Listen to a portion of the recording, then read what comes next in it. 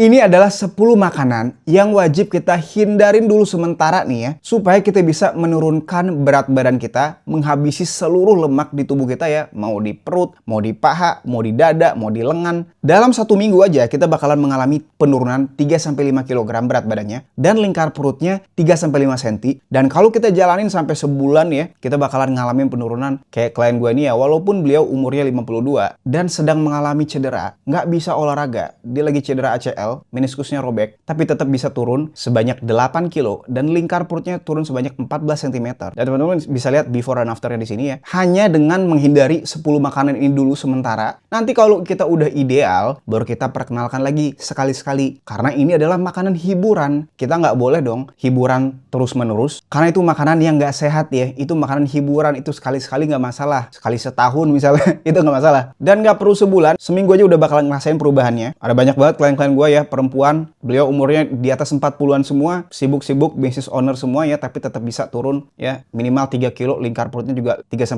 cm. Turun 15 kilo dalam waktu 1 bulan aja. Klien gue ini perutnya langsung ngecil. Itu yang awalnya 5 November beratnya 94,8, lingkarnya 110. 1 minggu gue coaching itu udah langsung turun ke 89,5, lingkar perutnya turun ke 104, turun 6 cm. Beratnya juga turun 5,3 kilo.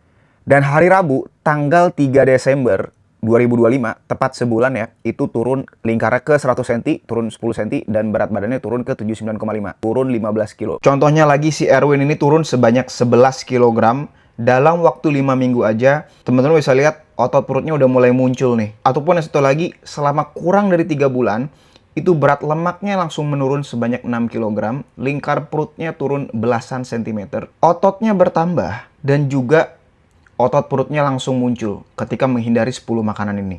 Teman-teman bisa lihat testimoninya di sini ya.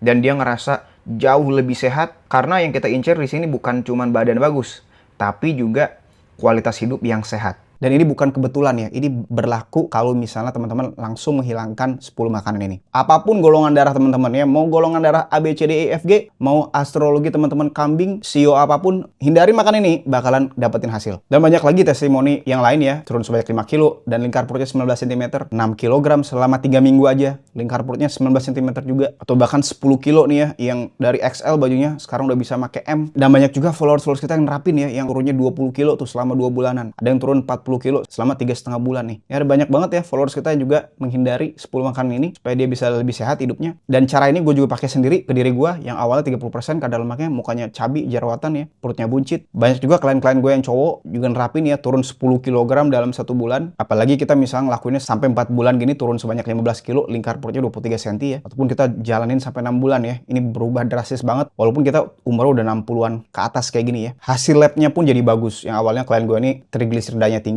gula darahnya juga tinggi, sekarang udah mulai normal. Oke, dengan menghindari 10 makanan ini sementara. Apa makanannya kita langsung bahas aja. Makanan yang pertama, yaitu adalah kita mau menghindari gula tambahan di seluruh makanan kita, termasuk minuman ya. Jadi buat teman-teman yang nggak tahu, gula pasir itu biasanya kalau kita minum, minimalnya dia 1 sendok tuh baru bisa manis. Nah, kalau misalnya teman-teman yang doyan manis, kalau masih minum gula tambahan atau konsumsi gula tambahan, itu bakalan susah banget untuk turunnya. Karena itu hidden calories ya, kalori tersembunyi. Misalnya kita makan nih, makan ayam, ada sausnya, biasa dipakai gula tuh. Nah, itu gula tambahan tuh, itu kalorinya tinggi. Belum lagi minyaknya ya. Jadi gula tambahan dari ayam-ayaman, bumbu-bumbu manis kita mau stop dulu ya. Terus juga minuman-minuman manis kita mau kopinya tuh nggak usah pakai gula. Teh nggak usah pakai gula, yang pahit aja. Nah, makanan yang kedua yaitu adalah kita wajib untuk hindari dulu makanan berbahan dasar tepung. Contohnya apa? Contohnya adalah gorengan, pisang goreng. Jadi pisangnya itu karbo, gulanya tinggi ya. Dicampur sama tepung. Tepung itu adalah karbohidrat olahan.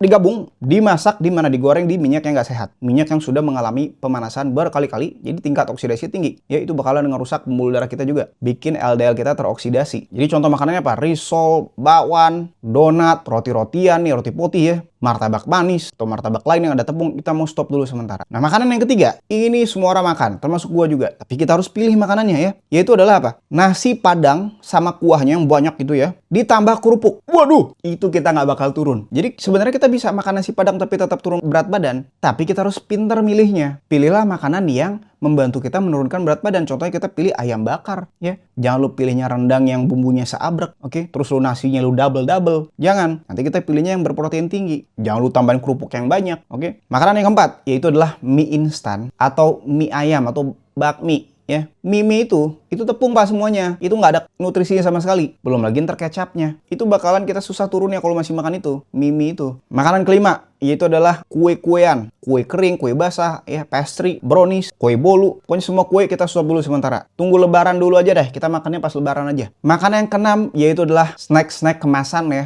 Contohnya coklat-coklat yang ada di minimarket. Wafer, biskuit, itu ultra proses semua tuh. Itu kita nggak bakal cukup tuh cuman satu bungkus, nggak bakal. Minimal satu kotak gede ya.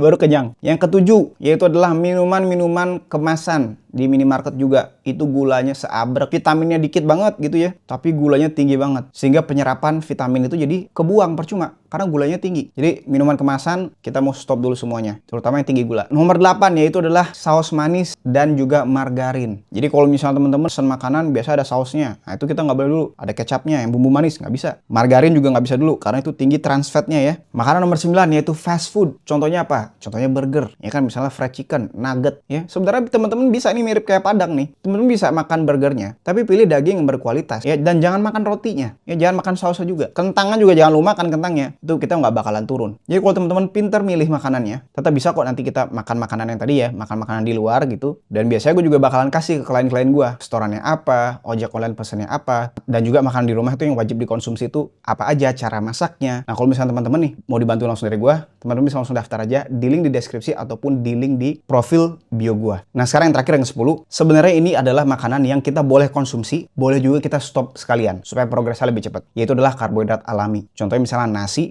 putih ya, buah-buahan tinggi gula, dan juga sayuran tinggi karbohidrat. Sebenarnya 3 ini, itu bisa kita konsumsi, tapi teman-teman progresnya tidak akan seperti klien-klien gue yang cepat turunnya ya. Itu nggak susah. Cuman kalau teman-teman mau konsumsi, maksimal 50 gram per hari. Jadi itu makanan 10 yang kita wajib hindarin, jadi kita jangan makan nasi seabrek-abrek, sayur tinggi karbo seabrek-abrek, jagungnya banyak banget ya, nggak turun-turun. Terus buah-buahan nih manisnya manis banget gitu, nggak turun-turun. Oke, teman-teman lakuin dan hindarin 10 makanan ini, ganti dengan makanan yang bernutrisi, contohnya misalnya protein ya. Nah jadi protein kita bisa kita dapetin dari makanan di rumah ataupun di luar.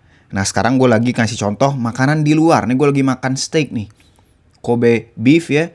Jadi kita tetap bisa turun berat badan walaupun makan makanan di luar. Selama kita yang pilih, dan yang kita pilih adalah makanan yang berprotein tinggi. Ya kayak gini contohnya nih, kayak gue makan di Yakiniku Rikimaru ya. Jadi ini semuanya beef tanpa ada saus. Ya pakai garam aja, gue bakar juga. Nah ini gue makan seafood juga. Kalau kita bosan makan sapi, kita bisa makan seafood. Yang penting prinsipnya apa? Proteinnya bersih dalam arti nggak pakai saus manis, kecap manis. Nah ini gue kasih contoh dulu makanan yang di rumah nih. Contohnya gue makan di rumah masak steak sama telur sama garam aja nih, cukup banget. Teman-teman bakalan mengalami minimal penurunan 3-5 kg per minggu dan lingkar perut 3-5 cm. Ingat kalau teman-teman misalnya masih bingung dan butuh mentor langsung, bisa daftar di link di deskripsi ataupun di link di profil bio gue.